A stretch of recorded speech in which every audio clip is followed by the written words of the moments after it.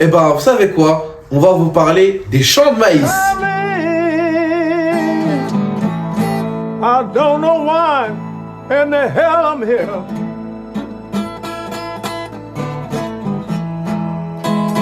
Non, je rigole. Le film a pour toile de fond la ségrégation raciale. Super petit sujet. Par contre, on va essayer d'analyser ça sous le terme juridique. La ségrégation, qu'est-ce que c'est? La ségrégation, c'est le fait de définir deux catégories de personnes et de leur appliquer des lois différentes. Non pompeux pour dire, un noir aux États-Unis, durant la période du film Sinners, n'avait pas les mêmes droits que les blancs. D'ailleurs, on peut le voir que dans le film, il y a des bars réservés aux blancs et des bars réservés aux noirs. J'ai la très nette impression que vous nous dites qu'on n'est pas les bienvenus. Vous allez reprendre cette route et là, vous tomberez sur une ville. Vous trouverez plein de bars pour blancs dans le coin.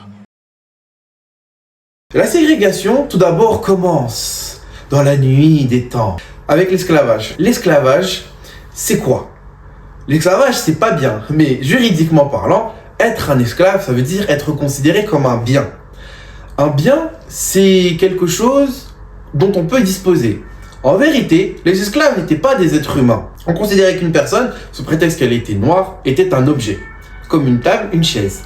Ce qui fait que le maître, le propriétaire de l'objet, donc de l'esclave, avait trois pouvoirs. L'usus, le pouvoir de l'user, d'user de la chose, de s'en servir.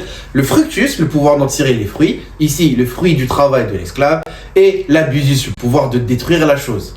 L'esclavage a été organisé en France par le Code noir rédigé par Colbert, ministre de Louis XIV. Aux États-Unis, pour revenir à la période où se passe Sinners, c'est une période assez trouble, puisque dans les États du nord des États-Unis, l'esclavage a été aboli. Mais dans le sud, il existe encore des traces de cet esclavage-là. Notamment de par le fameux KKK, le Ku Klux Klan, qui est un clan raciste, dans le sens qu'il considère que, sous prétexte qu'une personne est noire, donc fait partie d'une prétendue race, elle a moins de droits qu'une autre personne, les personnes blanches. Juridiquement parlant, ici, le film Sinners montre un peu ce flou. T'auras beau avoir des flingues ou être bourré de pognon, ils te reprendront ta bicoque quand ils le voudront. C'est magnifique ce que vous avez fait de cet endroit. Mais il a été bâti sur une arnaque. Hogwood n'est autre que le grand dragon du Ku Klux Klan. C'est son putain de neveu qui est là. Ils avaient prévu de vous tuer. Mais se pose une deuxième question, cette fois-ci plus insidieuse, plus tapis. C'est que même si une règle de droit est édictée, il faut que cette règle de droit ait un caractère coercitif. C'est un mot un peu compliqué pour dire que la règle de droit, si elle n'est pas respectée, doit mener à punition. Or, on observe que dans le film Sinners, même si l'esclavage et plus particulièrement les maltraitances envers les Noirs ont été abolies, les autorités, elles, sont complices de cela.